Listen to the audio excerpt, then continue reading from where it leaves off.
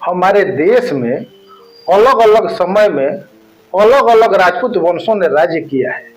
इसी में से एक नाम है कटेहरिया राजपूत का। तो आइए आज हम बात करते हैं कटेहरिया राजवंश के बारे में। कटेहरिया राजपूत सूर्यवंशी क्षत्रिय हैं। इनके गोत्र वशिष्ठ है। इनके 3 प्रवर है, अत्रि, वशिष्ठ तथा सांकृति।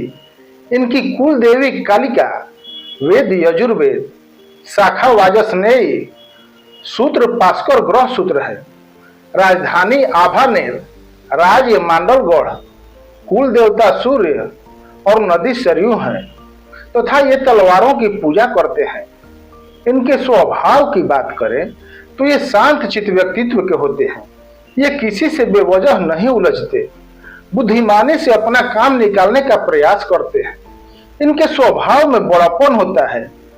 मेरे शांत चित्त कहने का मतलब ये कतई नहीं है कि ये कायर होते हैं। कटेहरिया राजपूत मर्यादा पुरुषोत्तम श्री रामचंद्र के पद चिन्हों पर चलने का भरपूर प्रयास करते हैं। अगर कोई इन्हें बेवजह परेशान करे तो सूर्यवंशी क्षत्रिय होने के कारण ये सूर्य की भांति इस प्रकार गर्म होते हैं कि सामने वाला इनकी गर्मी नहीं बर्दाश्त कर पाता, जल जाता है। श्री रामचंद्र का समुद्र पर क्रोध तो आपने देखा ही होगा। विनय न मानत जलधि जड़, गए 3 दिन बीत, बोले राम सकोप तब, बिनु भय हो न प्रीत। आगे आप खुद समझदार हैं, रामायण की इस चौपाई का अर्थ समझ सकते हैं। अगर आप राजपूत हैं और आपको राजपूत होने पर गर्व है तो कमेंट में जय राजपूताना और अपने जिले का नाम जरूर लिखें, ताकि समझ में आए कि हमारे भाई देश के किस किस हिस्से में निवास करते हैं। जानकारी अच्छी लगे तो लाइक, शेयर और मेरे चैनल को सब्सक्राइब कर ले, ताकि और भी जानकारी आप तक पहुंचती रहे। कटेहरिया निकुंभ वंश की शाखा है। इसके मूल पुरुष राजा राम सिंह थे। प्राचीन वंश होने के कारण इस वंश की प्रसिद्धि समस्त भारतीय इतिहास में है। कटेहरिया राजपूत मंधाता, भागीरथ, औज, दशरथ और श्री रामचंद्र जी के वंशज हैं। 12वीं शताब्दी के मध्य में कटेहरिया राजपूतों ने बरेली क्षेत्र में अपनी जड़ें जमा ली, जहां कबर और आंवला उनके मुख्य केंद्र थे। कटेहरिया राजपूत शुरुआत में वोडा मायूता यानी बदायूं के राष्ट्रकूटों के जागीरदार थे, लेकिन 1155 ईस्वी में बदायूं के पतन के बाद इन लोगों ने स्वतंत्रता की घोषणा कर दी। कटेहरिया राजपूत को अकबर के समय तक दिल्ली के शासकों के आक्रमण का लगातार विरोध करने में उनकी विशिष्ट भूमिका के लिए जाना जाता है। इनके परंपरा के अनुसार बरेली शहर की स्थापना 16वीं शताब्दी के पूर्वार्ध में हुई। ऐसा कहा जाता है कि जगत सिंह कटेहरिया ने लगभग 1500 ईस्वी में जगतपुर नामक गांव की स्थापना की थी।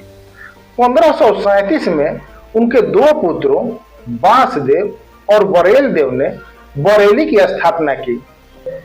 इन दोनों भाइयों के नाम पर इस जगह का नाम बनस बरेली रखा गया। पुराने शहर के एक मोहल्ले का नाम जगतपुर आज भी बरकरार है।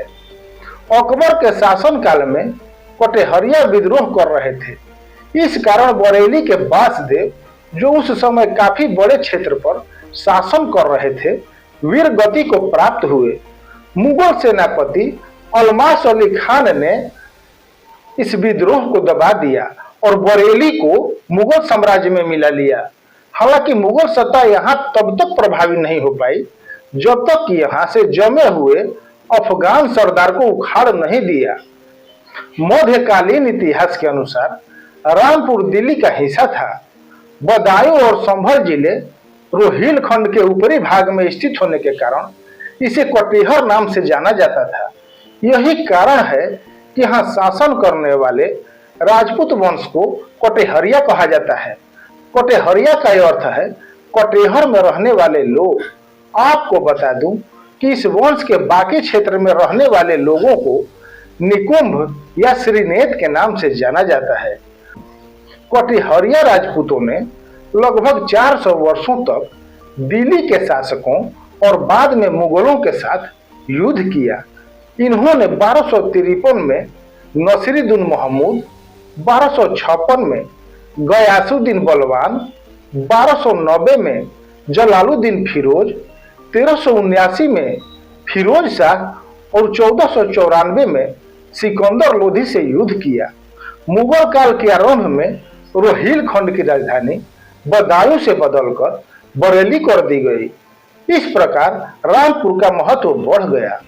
स्वतंत्रता से पहले रामपुर नवाबों द्वारा शासित एक रियासत थी। रामपुर रियासत की स्थापना नवाब फैजुल्ला खान ने 7 अक्टूबर 1774 को ब्रिटिश कमांडर कर्नल चैंपियन की स्थिति में की थी।